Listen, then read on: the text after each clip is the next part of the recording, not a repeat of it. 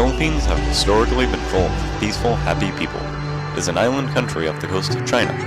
While it has faced hardships before, like colonization, their citizens have always recovered. Now, rampant government corruption, rebel violence, and deadly floods are combining to create a dangerous concoction, one that can potentially have an extremely adverse effect.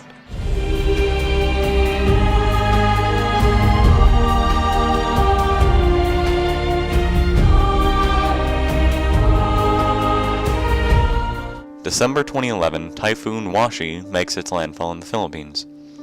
Catastrophic flash flooding caused by these storms would cause over 1,200 deaths, not to mention the deaths that would come later from the diseases and famine. Many people were washed away over 10 hours of torrential rain. Houses on mountainsides were destroyed in landslides. Can you describe the environment when you arrived in the Philippines? Since I arrived in the Philippines in the midst of Typhoon Ganeer just over a week ago, the skies have been consistently dark, the streets eerily quiet, and torrential rain has been pelting down, only stopping momentarily. I was scared, not for myself, but for the people whose homes were being destroyed. Residents who were lucky enough to survive had to get on the roofs of their houses to escape the raging waters and endure 55-mile-per-hour winds. Damaged roads and bridges hampered recovery efforts. Was there an evacuation plan? What did people do for shelter? Even though the area has been deemed a danger zone, these communities have still set up homes there in makeshift houses with little more than plywood for shelter. For people without a steady income, this is their only option. They have nowhere else to go, can't afford rent, and have to build their homes on the only land available to them.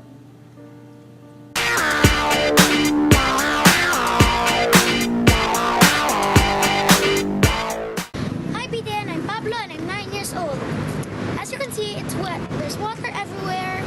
So this is what happens during some floods in the Philippines. They're very massive and they can destroy lots of homes, and it just brings lots of destruction. Imagine what it was like for the people who live here. Many had to be rescued. The water destroyed many homes, especially in areas where a lot of poor people live. And there are many water puddles, which makes it very slippery and hard for people to walk on this area. Everyone is now focused on cleaning up all the mess. They want to go back to living normal lives. But people in the Philippines know natural disasters like this happen. How have people in the community reacted to this? Yesterday, I witnessed people grabbing their belongings and racing to evacuation centers as their houses were completely crumpled by the crashing waters.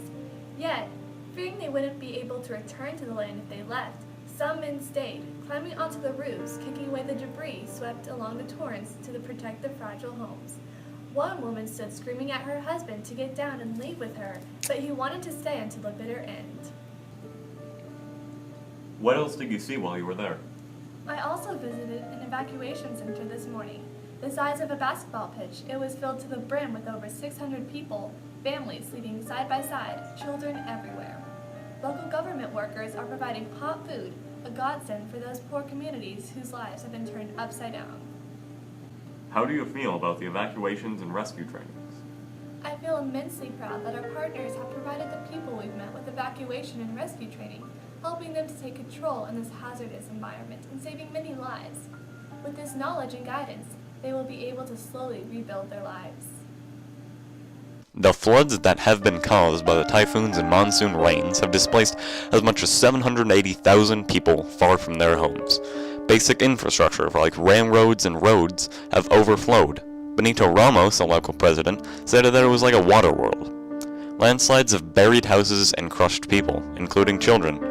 Last night it was raining cats and dogs, or even like elephants banging on your rooftop, said CNN eye reporter Ramel Panera. You cannot sleep when it's raining for hours like this. It's like a deluge. The flooding has claimed at least 60 lives, and thousands more are now homeless. The floods have either directly or indirectly adversely affected 2.68 million people. Farming communities have lost large amounts of money from their destroyed crops. Electronic devices sold by merchants have been damaged. Food relief shelters are faced with a massive amount of people who need food. With electrical infrastructure gone, local residents are turning to candles and oil lamps to illuminate their homes. Illnesses such as dengue fever and malaria are spreading extremely quickly. In the Philippines, an estimated 26% of Filipinos do not have improved sanitation, translating to more than 24 million people. Almost 8 million Filipinos are openly defecating, which is the third highest total in the Asia-Pacific region. It's been estimated that in the aftermath of the typhoons, an estimated 67,000 children under 5 are at risk of malnutrition. Children in poor, remote areas are particularly vulnerable.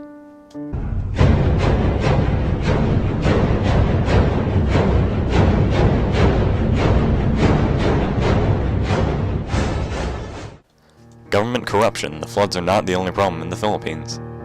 In December of 2012, the Philippines is still perceived as one of the most corrupt countries in the world, getting a score of 34 on a scale of 1 to 100, with 100 being very clean, and it's still the most corrupt one in East Asia. The Republic of the Philippines suffers from widespread corruption, means of corruption including graft, bribery, embezzlement, backdoor deals, nepotism, and patronage. Corruption is not just a problem limited to the citizens of the Philippines. A restrictive constitution limits foreign corporations as well from conducting business. The Philippine Constitution prohibits foreigners from owning land in the country, but allows for 50-year leases, with one 25-year renewal. The ambiguous deed and property system can make it difficult to establish clear ownership of leased land, however, and an inefficient judiciary results in land disputes that can extend indefinitely. U.S. investors report that these disputes can be a particularly significant barrier to investment in the mineral exploration and processing sectors from the USTR. The Philippine political arena is arranged and operated by influential families instead of democracy. About 120,000 people have been killed and 2 million displaced in the rebellion. This rebellion has also affected foreign investment, especially in areas rich with resources like oil and natural gas. Without investments, the economy of the Philippines won't improve. Formed by Egypt-educated Islamic cleric Salamat Hashim when he broke away from the Moro National Liberation Force, the group has about 11,000 members and is centered in Mindanao. The MILF has been fighting to take control over an ancestral homeland. Violence like beheadings have been taking place, and citizens are often caught in the crossfire. Villages have been occupied and hostages taken. Fortunately, the Philippine government has made peace talks with the MILF on October 15, 2012, making Mindanao an autonomous region. This semi-independent Muslim area would have more just share of revenues from the extraction of its own plentiful resources, budgetary autonomy, its own police, and Sharia law only for Muslims.